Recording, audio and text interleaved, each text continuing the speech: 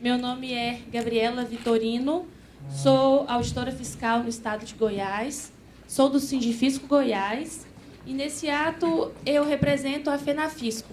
Também tenho o prazer de ser diretora jurídica da FENAFISCO. E, como diretora da FENAFISCO, eu sou coordenadora do nosso grupo de trabalho de estudos em relação às renúncias fiscais. Qual que é o objetivo desse grupo? Dentro do que o colega João Hélio falou, que eu já perdi porque ele não está aqui, está vendo porque a gente tem que dar uma acelerada? Dentro do que o colega João Hélio falou mais cedo, que eu escutei, uma grande preocupação que eu vejo nos auditores fiscais, eu até estava aqui do lado do Geiger, eu falei para ele que quem provavelmente levantou a mão que era contra a renúncia era auditor, porque eu não conheço quase nenhum auditor que é a favor de renúncia fiscal. Por que que a gente tem esse problema com renúncia fiscal? Não todos, né? Eu falo por mim e pela maioria que eu conheço. É porque a gente não consegue ver o retorno social que esses benefícios fiscais trazem para a sociedade. A gente muitas vezes, infelizmente, vê benefícios fiscais com CEPs já existentes antes da criação da lei. A gente vê benefícios fiscais que, como já foi falado aqui, totalmente sem controle, totalmente sem acompanhamento, e que, embora a lei seja muito bonita, ela exija muitas coisas, essas coisas não são adimplidas, mas o benefício é elevado. Então, isso incomoda muito a gente, porque a gente sabe que são renúncias altíssimas e a gente não vê esse retorno para a sociedade. O nosso grupo de trabalho é composto pelos estados do Pará, Mato Grosso, Rio Grande do Sul, Bahia, Ceará, Alagoas e Rio Grande do Norte. E talvez agora vamos ganhar um colega aí do IPEA para poder ajudar no trabalho. Continuando, o objetivo principal do grupo é demonstrar, através de indicadores, qual que é o resultado econômico e social dos benefícios fiscais, passando pela criação de uma metodologia e mensuração e, em seguida, criação de busca de grupos de pesquisa local por cada região. O que seria isso? A gente quer mostrar o retorno social que aquele benefício está dando para aquela região.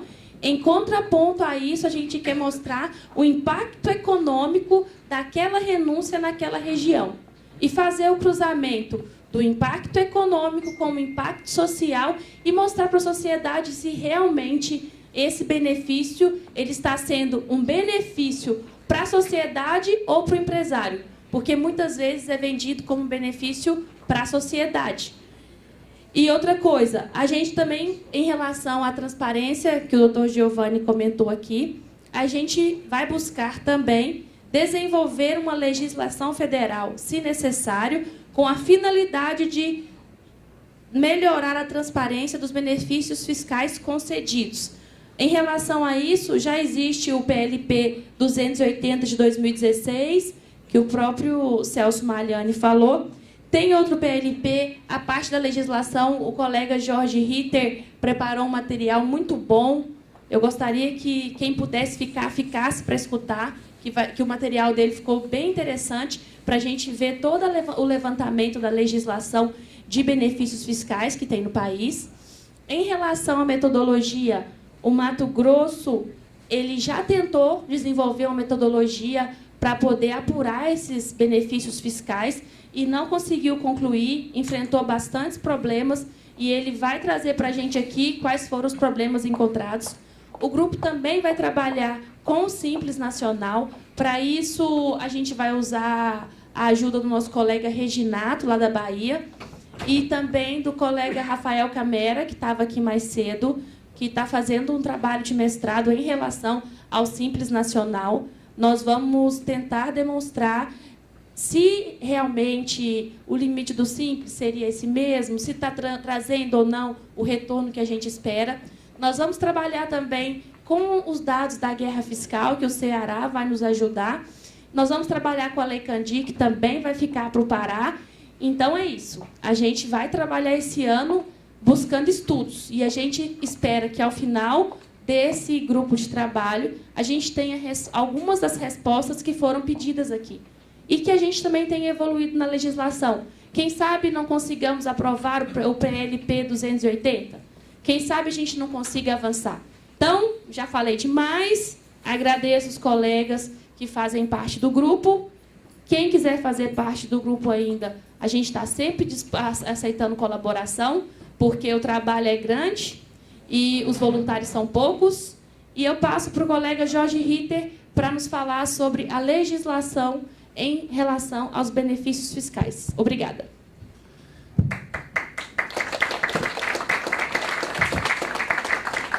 Bom dia a todos. Eu vou, então, fazer a exposição aqui da apresentação que a gente fez, começando pela legislação e falando principalmente do processo do ICMS, da convalidação, tá? Que é o processo que a gente está vivendo agora.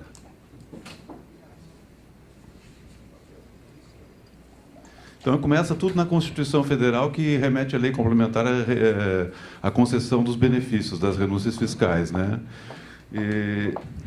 E foi recepcionada uma lei anterior, como essa lei não foi editada, então está valendo a lei número 24, lá de 75, que diz que os benefícios são concedidos no CONFAS com unanimidade.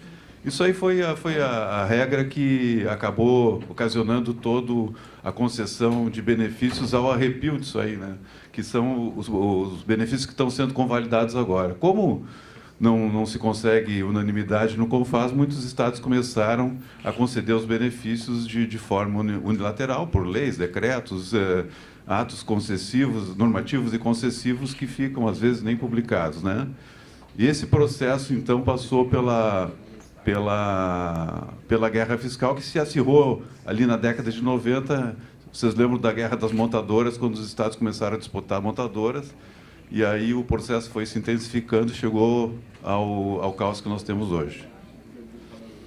Tem uma interface também com a Lei 101, né, que a Lei de Responsabilidade Fiscal, que manda, né, fazer a estimativa do impacto financeiro, do exercício, além do exercício financeiro, mais 2 exercícios que deve ser feita, né, e também manda fazer medidas de compensação no aumento de alíquota para compensar a renúncia de receita. Só que isso aí a gente sabe que não funciona, ou funciona de forma maquiada nos orçamentos, né?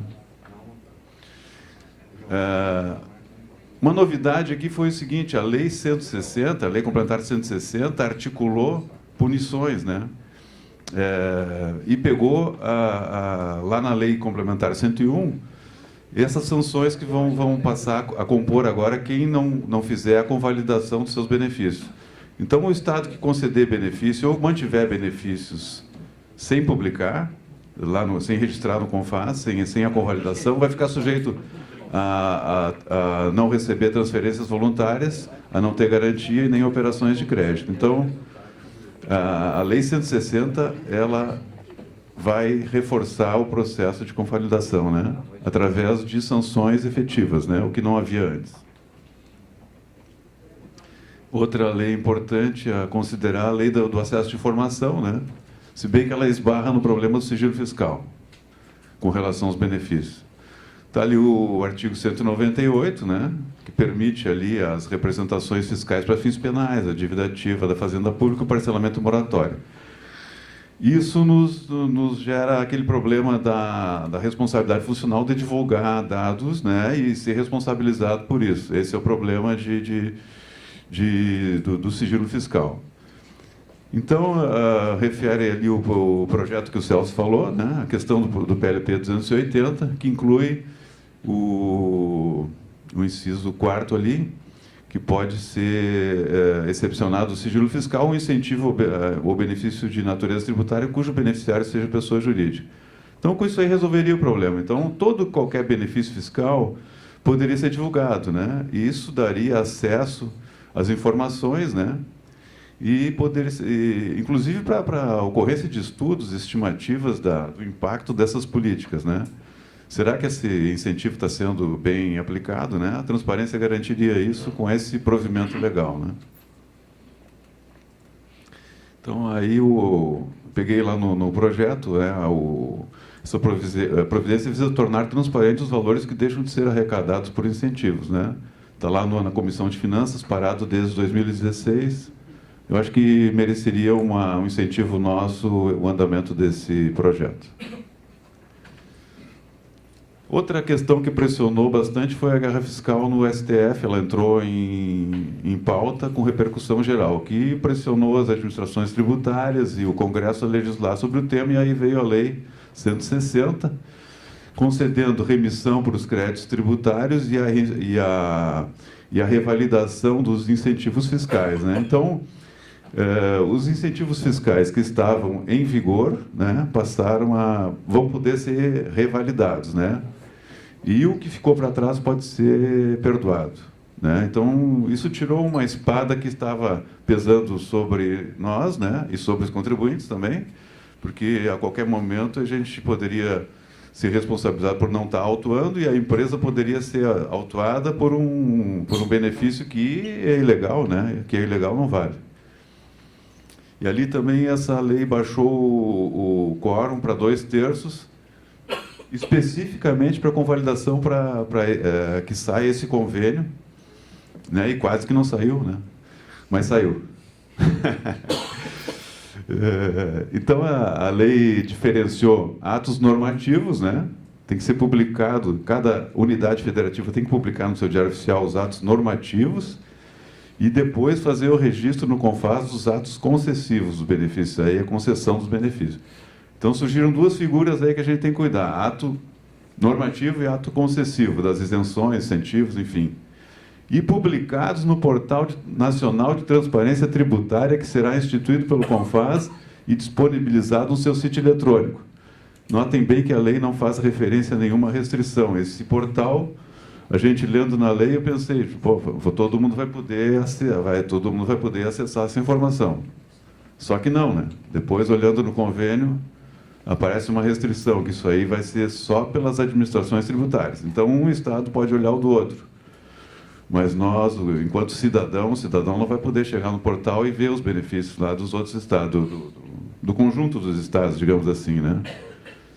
E muito embora isso aí represente um avanço, porque um estado pode controlar o outro, ele não é uma transparência plena, né? E eu creio que isso aí surge lá no CONFAS, dentro do CONFAS, por uma interpretação conjunta dessa lei complementar com a lei complementar, que é o Código Tributário, que tem o sigilo fiscal, né? Então, eu acho que, mais uma vez, o artigo 98 ele está presente aí. Então, aí estão os prazos, né, de convalidação. Então, os benefícios assim convalidados vão permanecer vigentes, podem permanecer vigentes por mais 15 anos, se a atividade foi aquela industrial, né? 8 anos, aquelas outras atividades portuária, aeroportuária, comércio. 5 anos, 3 anos e 1 ano para os demais. Então, os grandes benefícios eles permanecem aí. O processo de convalidação ele congela mais ou menos o que tem hoje, né? As unidades federadas podem publicar e convalidar, e por mais 15 anos eles continuam valendo, né? Aí os atos concessivos, né? Podem ser mantidos, a unidade federada pode revogar ou modificar o ato concessivo, desde que reduza o montante, nunca pode aumentar, né? E também pode copiar, pode haver a cópia do incentivo que tem na mesma região, enfim, algumas coisas podem ser feitas, né? As unidades federadas deverão prestar as informações de todas as alterações, tem que manter atualizado lá no portal nacional da transparência tributária. Então, na medida que o barco for andando e os incentivos forem se modificando, né, forem sendo copiados os incentivos de um estado para o outro, na medida em que a lei permite fazer isso, tem que ir atualizando lá no portal. Tá? São afastadas, então, para que haja esse processo de convalidação, são afastadas as restrições do artigo 14 da Lei 101, que é aquela questão de prever no orçamento, de compensar com aumento de alíquotas, né? E também ele fica ressalvado as punições lá, os impedimentos previstos, né? porém sujeita, né, a unidade federada que não publicar aos impedimentos previstos nos incisos 1, 2 e 3, que é a questão do repasse, né? O Estado fica sujeito a... Então, na convalidação, ele não fica sujeito a isso, porém, se ele não convalidar ou fizer qualquer benefício que esteja fora da convalidação, fica sujeito às punições, né? E como é que vai funcionar a aplicação da punição? Um Estado olha e vê que o outro Estado concedeu um benefício sem estar publicado, sem estar convalidado. Ele reclama para o ministro da Fazenda, o ministro da Fazenda julga e decreta que aquele benefício é ilegal e corta o repasse federal. E o TCU fiscaliza a aplicação da pena. Aí veio o convênio, então, que passou a partir da Lei 160, então veio o convênio 190, né, que regulamentou a aplicação da lei complementar. Então, cada Estado tem que publicar os atos nos seus diários oficiais, né? Até o dia, os benefícios que estavam vigentes no dia 8 de agosto de 2017. Então, essa é a data de corte. E ali aparece o que eu falei, né? O Portal Nacional de Transparência Tributária, instituído nos termos da cláusula 7ª e disponibilizado no sítio eletrônico do CONFAS. O convênio repete isso, mas depois ele vai dizer que é só para administrações tributárias. Então, aqui é o modelo do anexo único que cada Estado deve publicar, né, dos atos normativos vigentes em 8 de agosto de 2017. Lá o Rio Grande do Sul já publicou seu decreto, né? Aí está o exemplo do nosso decreto lá. E aqui um exemplo de alguns benefícios que foram publicados, a listagem dos atos normativos, tá? Então, aqui, ó, esses atos têm que ser publicados até o dia 29 de março, agora, tá? Os vigentes, e os não vigentes até 30 de setembro de 2018, tá? Por que tem que publicar os não vigentes? Porque a remissão, ela, mesmo que não esteja vigente ali no dia 8 de agosto, a remissão ela vai atingir também os passados, né? O registro e o depósito da Secretaria do CONFAS, então, dos atos vigentes, né? Acho que já passei.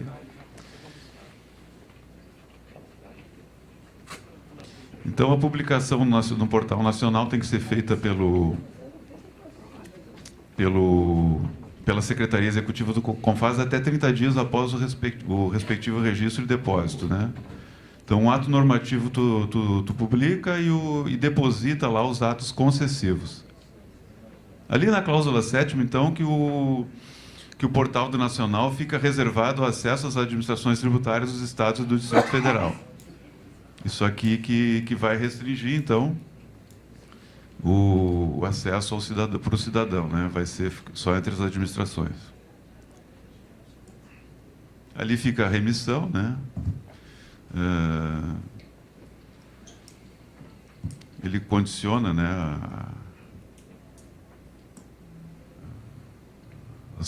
a prorrogação, enfim, tem que ser dentro daqueles prazos, tal.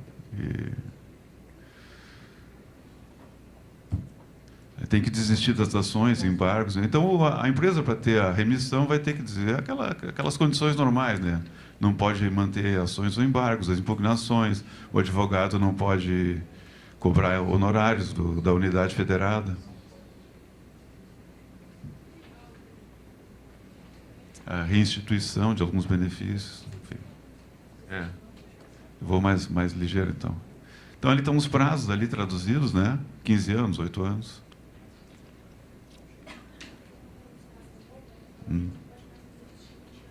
Sim, 20 anos, não é. Todo benefício que tiver um prazo maior que aqueles, ele vai ter que ser republicado e baixado, alterado para 15 anos ou 8 anos, conforme o caso, né? E aquela questão dos benefícios concedidos por adesão a um benefício que tenha na região, ele não pode resultar na localização de estabelecimento, não pode relocar o contribuinte em unidade federada outra. Não pode dar um benefício para trazer a empresa, tu pode dar um benefício que o outro estado tem na mesma região, mas não pode resultar disso que a empresa venha de lá para cá. Vai transportar a empresa. Não pode.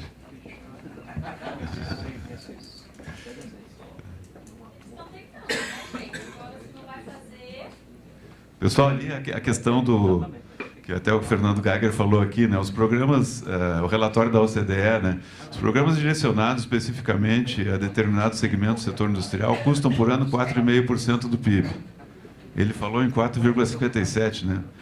Eu tenho 4,5% aqui da OCDE. A maior parte do custo se dá na forma menos transparente das desonerações de impostos. E 1,2% do PIB seria o Simples Nacional, tá? E a OCDE conclui que o Simples não seria positivo porque é um estímulo ao não crescimento das empresas, né? Isso aí que a gente quer falar, a gente já conversou ontem com a Gabriela. Será que esse 1,2% do PIB no Simples ele é condenável? Ou qual o benefício social que ele está nos trazendo? Então, essa avaliação que a gente tem que fazer, eu acho que a gente tem que estudar isso e poder dizer, olha, esse 1,2% do PIB, ele vale a pena ou não vale a pena, né? E os 4,5% do PIB dos outros benefícios, vale a pena ou não vale a pena? Qual o retorno social disso? Então, essa ideia do grupo é buscar, chegar e dar as condições para que a gente tenha esses dados e possa fazer esse estudo, né? O relatório da OCDE também ele condena ali o volume do nível do Simples Nacional em $1,5 milhão, que também o Fernando Geiger falou aqui, né?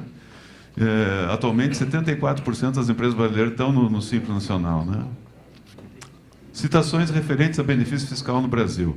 Avaliações rigorosas dessas políticas são raras. A gente viu aqui na discussão hoje que realmente a gente não tem avaliações, né? Mas as evidências existentes não conseguiram comprovar benefícios significativos à produtividade ou investimento. Isso também é uma coisa que a gente tem que avaliar. Acho que não dá para dizer assim categoricamente, né? Lato sensu, né? Pode ter alguns incentivos que sejam benéficos, mas a gente, sem ter um estudo detalhado, não vai chegar lá. A submissão desses regimes especiais a avaliações sistemáticas permitiria identificar o escopo para a redução dessas despesas fiscais. Então, é isso, no sentido que o grupo está, ter um regime de avaliação para identificar o escopo dessa despesa fiscal. Considerações, então, que o grupo faz, assim, de orientação para a FENAFISCO e para os demais sindicatos, né? A Lei Complementar 160 e o Convênio 190, de certa forma, regram, colegas, o convênio e a lei, elas, de certa forma, organizam a guerra fiscal e melhoram o ambiente de segurança jurídica. Isso é inequívoco, tá? A instituição do Portal Nacional de Transparência Tributária é um passo muito importante a propiciar informações sobre os benefícios fiscais, pelo menos para as administrações tributárias, tá? Com essa consideração que poderia ser ampliado. Importante notar que a Lei Complementar 160 não limita a transparência, mas o convênio faz.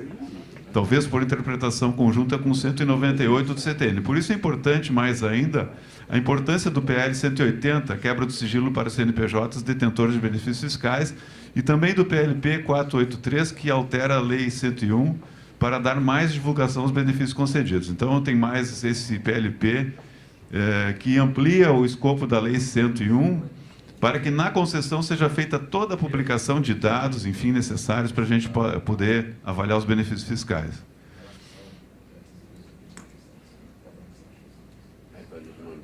Não está andando mais? Opa. Deixa eu ver, só um pouquinho. Vocês vão colocar a apresentação no grupo do CQ lá? Sim, tá. sim. Não, e tem mais essa questão. Questionar a restrição do convênio, então, esse encaminhamento, questionar a restrição de transparência pelo convênio, né? Promover o PLP 280, propor a realização de estudo no sentido de estabelecer uma metodologia nacional para mensurar os gastos tributários e os efeitos de cada benefício concedido, criação de indicadores de custo-benefício que poderiam ser aplicados por empresa, setor, benefício, Estado, região e esfera de governo. Isso é um sonho, né? É uma enorme tarefa que vai demandar muitos anos, mas a condição para isso é a transparência, a condição para isso é ter os dados, né? Então, o primeiro passo estratégico, seria um projeto de lei que talvez exija das administrações tributárias divulgar os dados dos seus benefícios, quebrar o sigilo da empresa por empresa e a valoração de cada benefício concedido, né? Mas isso parte ali de uma transparência maior, tá? Então, o depósito dos dados da avaliação dos benefícios será possível propor uma política de desenvolvimento regional que contemple a geração de empregos, aumento da produtividade, enfim. Teríamos que organizar esses dados e fazer essas avaliações para poder ter uma noção clara dessa política. Obrigado. Obrigado a todos. Obrigada, Jorge Ritter. Excelente explanação. Informo a todos que vamos passar essa apresentação para o Grupo CD, vamos passar por e-mail também dos sindicatos filiados. E, se tiver alguém aqui que não pertence a algum grupo de sindicato filiado, por favor, nos procure ao final para poder passar o e-mail para a gente poder encaminhar a apresentação. Outra coisa, como o Charles mesmo já informou no começo, esse não é uma apresentação para debate. Então, se houverem perguntas ao final, vocês podem ficar aqui, que nós da comissão vamos segurar aqui um tempinho e a gente pode esclarecer alguma dúvida que surgir, tá bom? Para poder deixar quem não tiver dúvidas ficar livre para o almoço. Agora eu já passo para o colega Ricardo Bertolini para ele apresentar a experiência que ele teve no Mato Grosso do Sul em busca de metodologias. Em homenagem aí aos nossos sul-mato-grossenses, né? Obrigado, pessoal. Boa tarde. Tem um controlezinho aí? Como é que funciona aqui? Para frente? Isso, tá. Legal. Pessoal, é o seguinte, no grupo de trabalho, né, em que a gente estava atuando também, eu acabei participando no início, né, nos debates com o Rafael, tal, com a turma lá, e no final eu me ausentei um pouco, né? Mas mesmo assim o pessoal que estava coordenando lá, o Pedro, a Gabriela, me deu uma missão, né? E a missão era apresentar uma certa dificuldade que a gente teve quando nós tentamos, né, fazer um trabalho para descobrir qual que era o benefício fiscal que estava sendo tratado lá em Mato Grosso. A primeira dificuldade que a gente teve foi com os nossos próprios colegas, né? Nós tivemos dificuldade interna com os nossos próprios colegas, porque diziam que isso não era a missão do sindicato, né? Então, a gente teve que fazer essa discussão interna aí para entender que é missão nossa, sim, e aí nós levamos até para um debate lá interno, na Assembleia Geral, e o nosso estatuto, inclusive, estava lá previsto, mas alguns colegas entendiam que não era missão do sindicato. Essa barreira a gente conseguiu transpor e fomos em frente, né? Então, vamos lá. Questão da renúncia. Então, a situação que a gente se encontrava lá em 2012 e 2013 foi na época que a gente entrou no sindicato e começou a debater esses assuntos mais profundamente, né? A situação. Em Mato Grosso, a renúncia sempre foi um tema polêmico. O Sindifisco questiona a concessão dos benefícios e incentivos e se torna presente em todos os debates sobre esse assunto, né? Principalmente na elaboração do orçamento. Por quê? A gente tinha uma ideia que os benefícios fiscais eles tinham que ser previstos mais claramente lá no orçamento do Estado, né? Os valores renunciados e o retorno à sociedade não são transparentes. Não são ainda, né, transparentes. Os meios de concessão potencializavam privilégios de pequenos grupos, aqueles grupos políticos que eram organizados, as grandes empresas e as grandes federações de indústria, comércio, etc., eles é que conseguiam os privilégios. Aí não é nem renúncia fiscal, é realmente privilégio. As regras não permitiam identificar as reais necessidades e os resultados dos incentivos alcançados. A regra, como disse aqui o representante do Tribunal de Contas, a regra lá em Mato Grosso é uma lei ordinária genérica, não é específica como a Constituição determina. Tem que ser a lei de incentivo, isenção, etc., tem que ser uma lei específica. E lá a gente tem uma lei ordinária genérica que cria um programa de incentivos e benefícios fiscais e que, se a empresa se enquadrar neste programa, ela já consegue os benefícios, né? Então, nós temos lá os prós da vida, né? O pró-leite, pró-madeira, o pró... todos esses prós aí, algodão, pró-mate, etc., que estavam, em tese, enquadrados nessa lei genérica e conseguiu os incentivos através de uma outra secretaria, que era a Secretaria de Indústria e Comércio, ou Secretaria, hoje, de Desenvolvimento Econômico e Social. Então, em que item que eu parei? Tá, as regras não permitiam identificar as necessidades, os acessos aos programas eram segregados, né? Então, não incluíam toda a cadeia. Por exemplo, o segmento de madeira, ele não incluía a cadeia inteira, ele incluía apenas lá. E hoje é um absurdo, hoje nós estamos mandando madeira para fora com isenção, né? Então, estão permitindo o desmatamento mesmo e não estamos cobrando imposto. Regra nova isso. A legislação não contempla a segurança jurídica, pois baseava em regra estadual genérica, que é o que eu falei. Vamos lá. Olha lá, em 2013, a gente discutia lá a transparência, já que os dados eram sonegados e tal. A gente teve uma dificuldade muito forte nesse sentido aí. Então, fizemos os debates lá na Assembleia Legislativa, né? Enfrentamos os deputados.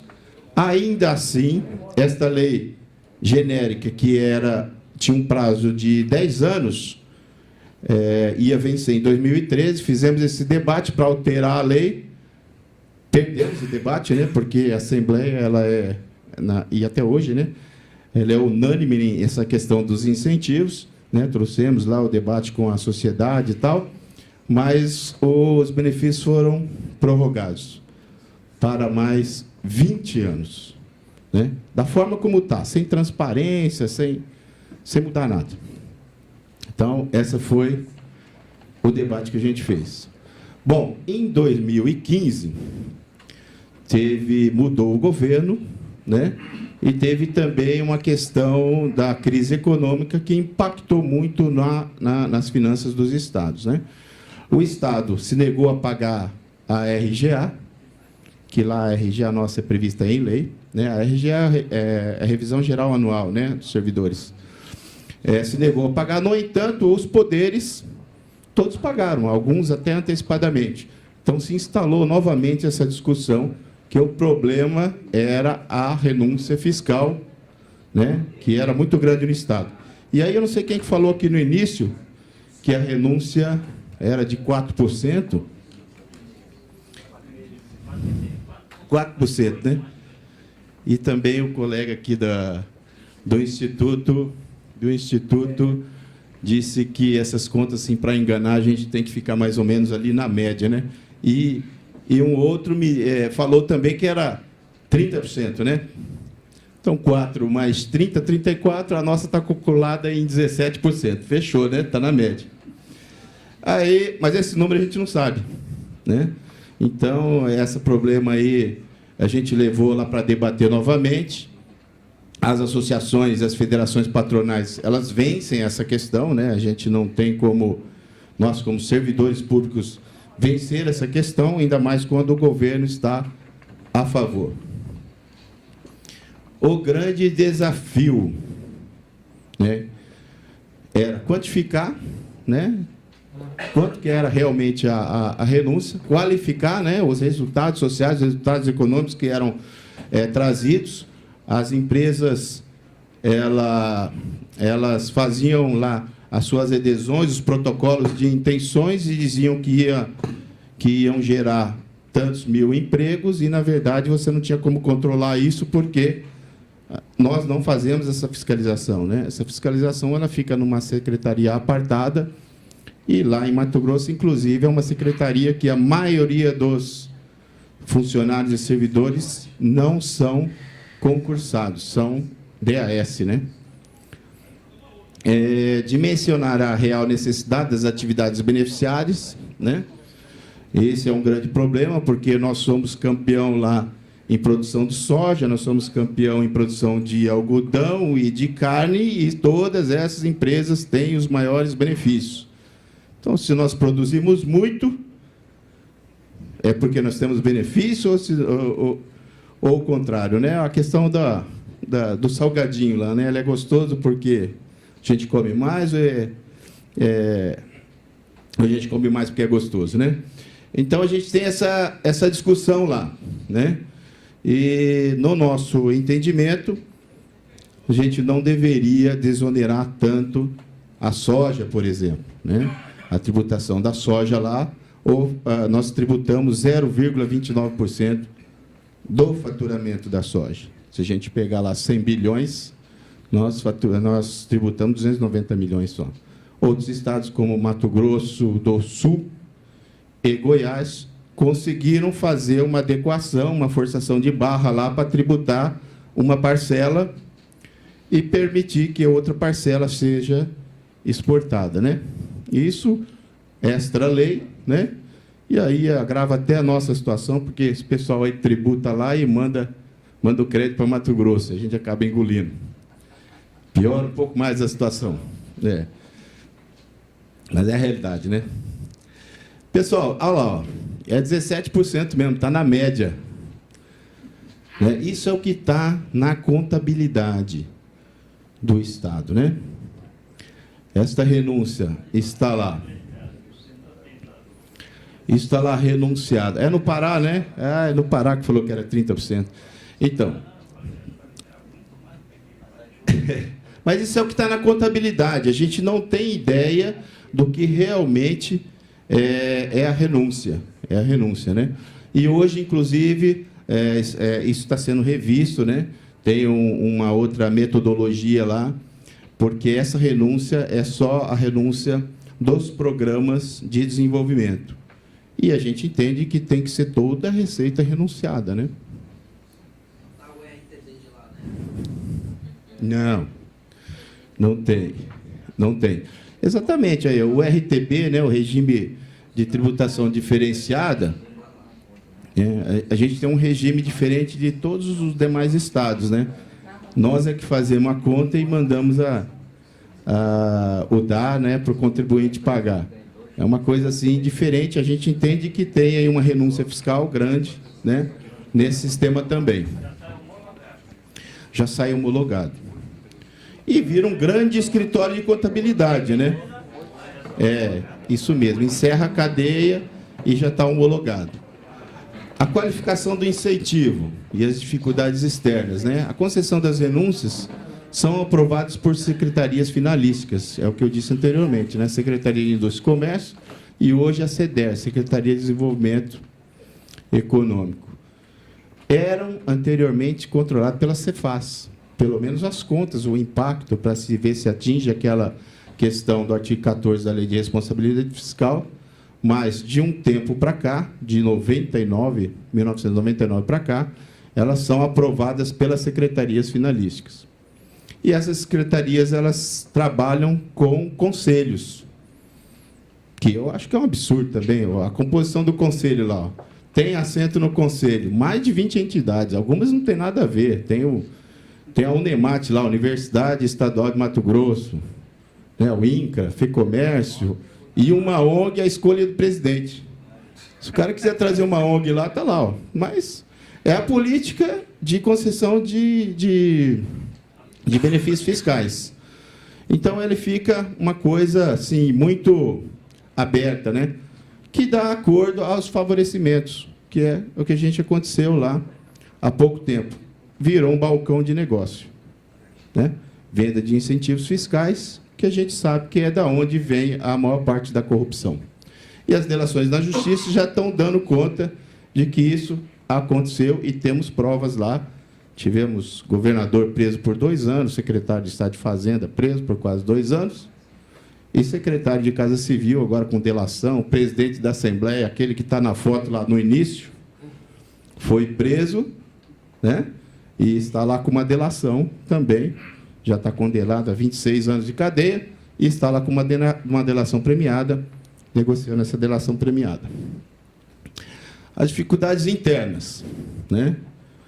As dificuldades internas é que as informações básicas nossas eram negadas por nossos próprios colegas pela legislação interna, porque tinha a instalação também de um governo corrupto e que chegava, inclusive, na pasta da Secretaria de Fazenda através de normatizações, de resoluções, portarias, né? Gerava uma instabilidade funcional. O colega ele tinha medo de fornecer a informação oficial, porque nós tínhamos lá uma portaria, a portaria número 27, por exemplo, ela ameaçava o servidor em sofrer investigação, sindicância, processo administrativo disciplinar, etc., né?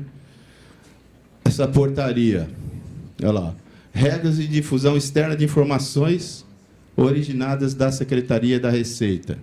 Então, lá tinha as regras lá, só um exemplozinho, ela é muito mais ampla, mas aqui, o artigo 3º diz aqui que somente as informações originárias da unidade com atribuições regimentares pertinentes podem ser externamente exibidas, bem como somente a referida unidade poderá interpretar, só a unidade pode interpretar, expor e analisar os dados e informações do sistema de administração tributária, conforme a respectiva autorização expressamente concedida. Isso aqui é uma portaria do secretário de Fazenda.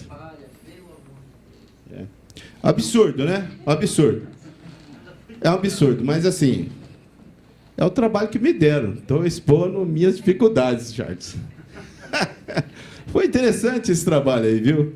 Eu sentei e ele falou, nossa, como a gente já trabalhou dando murro em ponta de faca, né? Traumático. Olha lá. Acesso solicitado mediante via judicial. A gente não conseguia com o colega, né? Então, também não podíamos, o sindicato, ir lá, via judicial, também ficar batendo no governo judicialmente. Aí a gente consegue lá uma ONG ou uma outra entidade que entra na justiça e tenta conseguir, pelo menos, os dados das empresas beneficiadas. E os valores dos produtos são negados judicialmente. E hoje, 2015, ó, isso aqui é 2015? Olha lá, agosto, 2015, olha lá. Governo divulga a lista das empresas beneficiadas por isso. Mas é só a lista, viu, gente? Não adianta nada. Aí tem a lista. Pois é. Tem a lista, mas não tem o valor, não tem a legislação, né? Então, aí, realmente, há necessidade da Lei Complementar 160, né? Disciplinar esse tema. Fora isso, na saída de um governo, na entrada de outro, em dezembro de 2014, o governo manda e aprova na Assembleia Legislativa a Lei 10.207. Quando você fala nessa Lei 10.207 lá para o nosso pessoal, o pessoal treme. Olha lá, tentativa de manter e convalidar benefícios fiscais irregulares, todas mediante decretos e leis e irregularidades. Tentativa de impedir qualquer informação, lista, relatório, dados, seja divulgado, mesmo que internamente. Está na lei. Está na lei. Tentativa de travar os processos e impedir o avanço da fiscalização. Esse aí também foi um problema sério. Lá você não podia começar a fiscalização e terminar. Você começava... Eu trabalhei nisso. Você começava e passava... Não é isso, João? João foi superintendente de fiscalização. Sofreu muito com isso. Você começava, passava a sua fase, encaminhava para o outro processo, que fazia a fase dele, encaminhava para o outro, você não terminava. O troço ficava rodando. Então, é uma tentativa de travar os processos e impedir a fiscalização. Pagou? Não. Isso. Olha lá, olha a lei aqui. Ó. Eu peguei só um artigozinho. Ela inteira é eivada de problema. Mas eu peguei só um artigozinho para o pessoal dar uma olhada. Calma, vamos chegar lá. Olha lá. A informação, dado, procedimento, processo, ficam submetidos ao sigilo e confidencialidade, do artigo 198, né? Sempre recorre ao 198.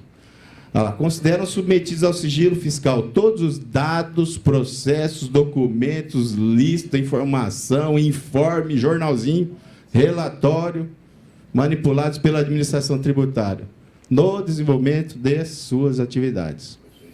Aí tem a regra lá, a transferência do sigilo fiscal, com autorização exclusiva prévia e expressa da unidade com atribuição regimentar para a captura dos dados, informações ou informes, mediante processo administrativo específico e sigiloso, desenvolvido em todas as fases por meio digital.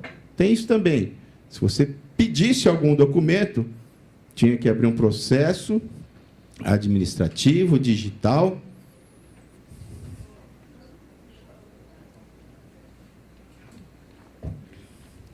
Com várias fases, né? E você não conseguia devolver a informação, porque era muito burocrático.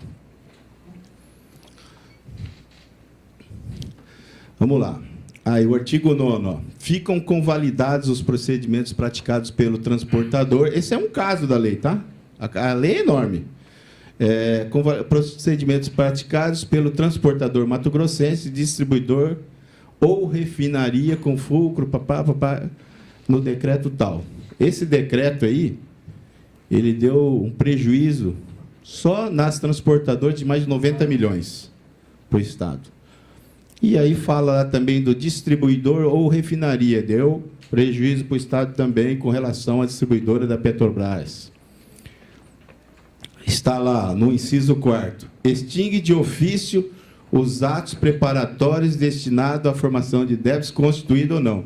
Também extinguia todo o procedimento que você já tinha iniciado e impedia você iniciar sobre essas omissões, né? Esses problemas que a gente tem lá.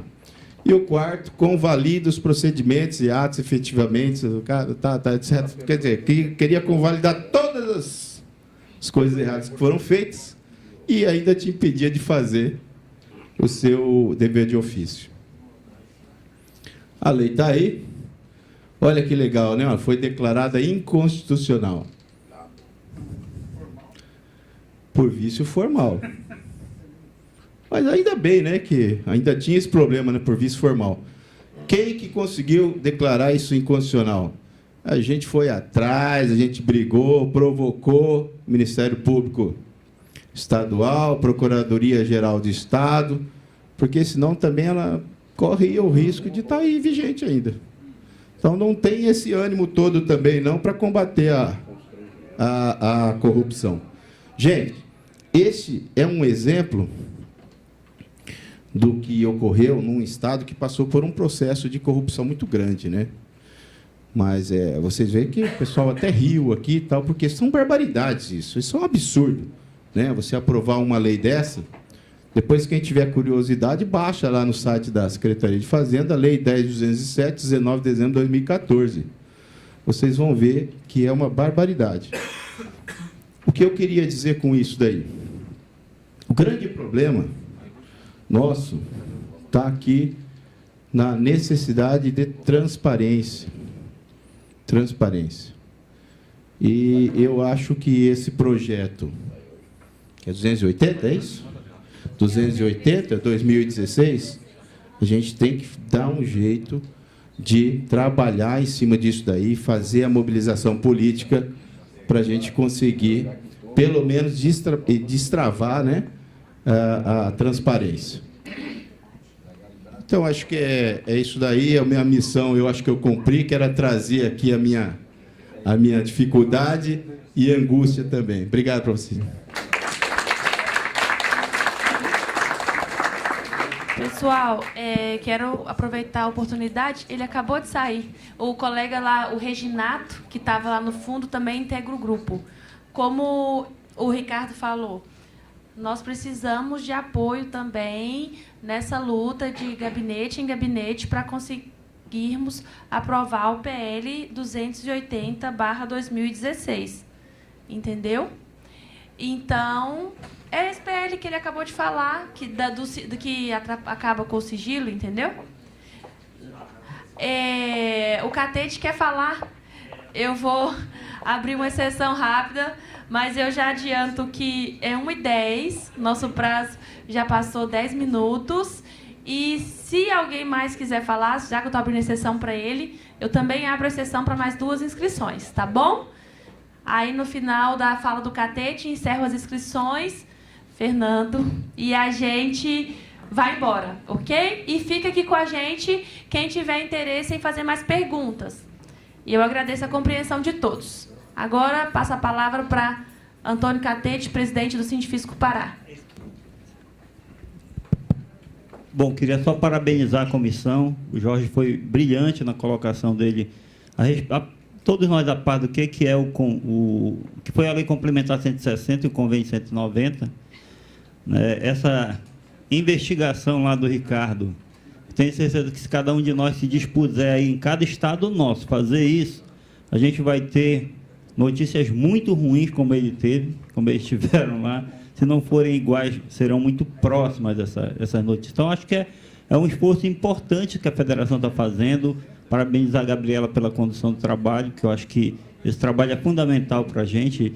Claro que, em princípio, eu não sou contra todas as renúncias que existem, não sou contra todas, mas na situação que nós temos hoje, é melhor ser contra todas e depois a gente arrumar a casa, porque está muito desarrumada a questão da casa. E eu queria só fazer uma colocação bem rápida a respeito do sigilo fiscal. Pareceu que sigilo fiscal, a única coisa que existe é o caput do artigo 198, e não é só o caput que existe.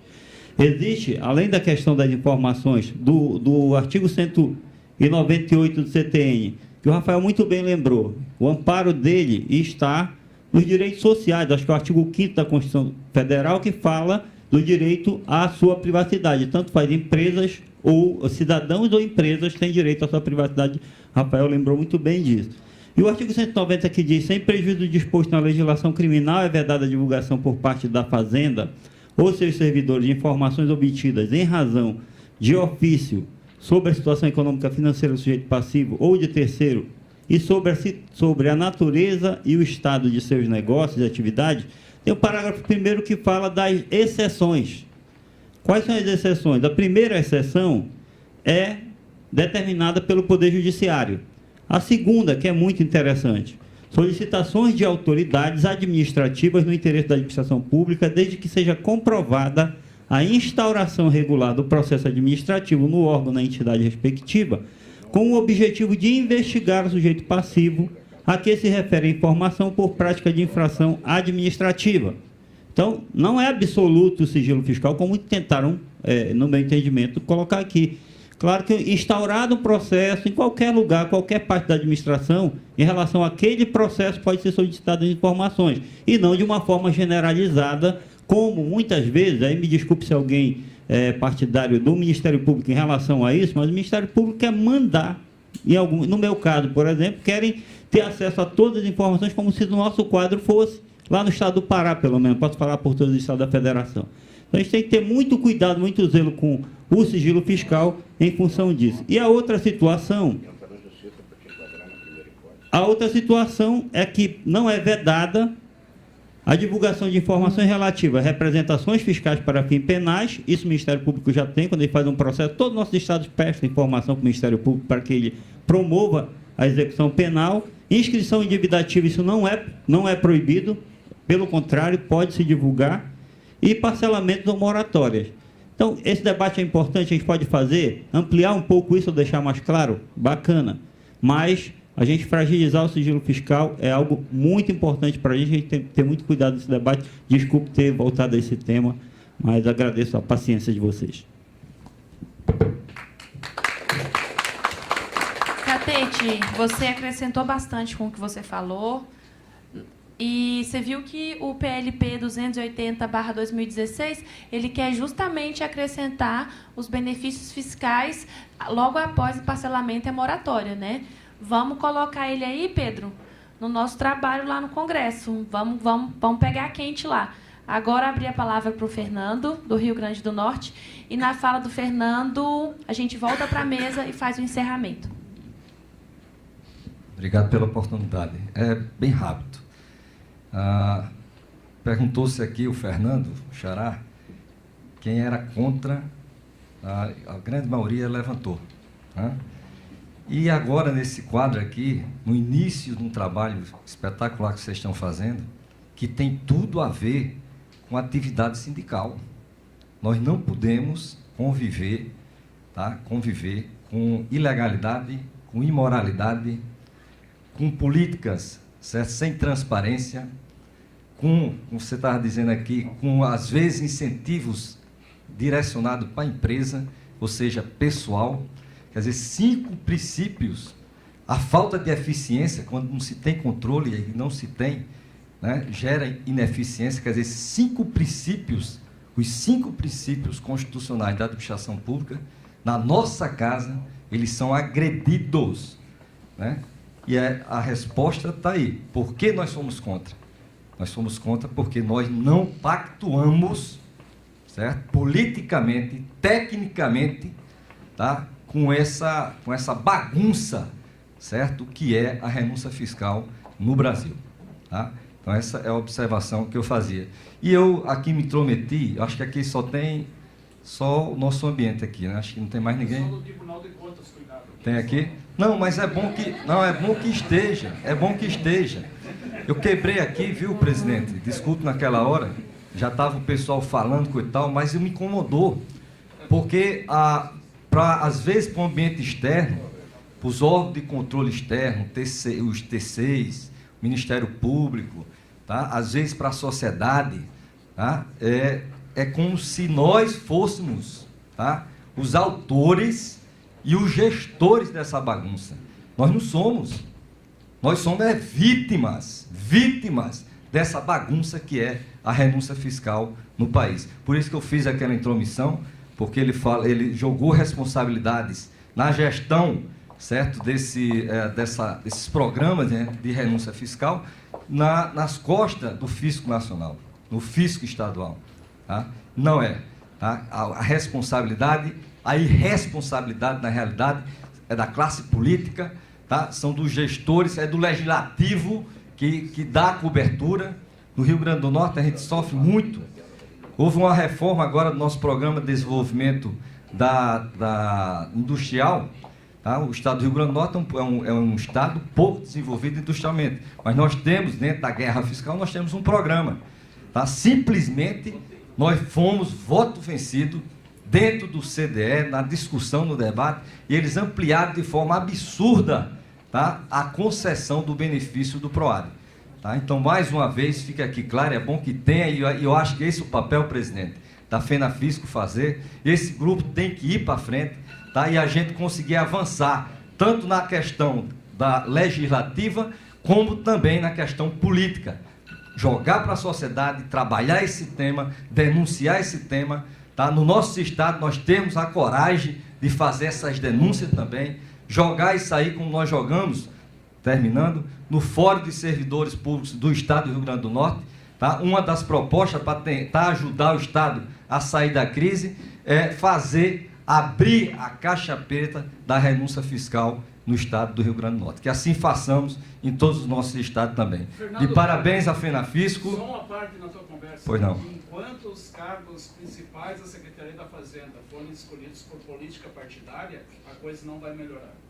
No Rio Grande do Norte a gente, lógico que existe, agora a ingerência política é a mínima possível, a gente avançou muito nesse aspecto, lá nós temos muito avanços nesse aspecto aí, tá, da ingerência, mas nós temos na questão da renúncia, tá, a gerência, o gerenciamento, a gestão, a concessão não é nossa. Certo? Nós somos vidas de tudo isso aí. Parabéns, o GT, vamos para frente, isso é uma bandeira política da nossa categoria. Obrigado.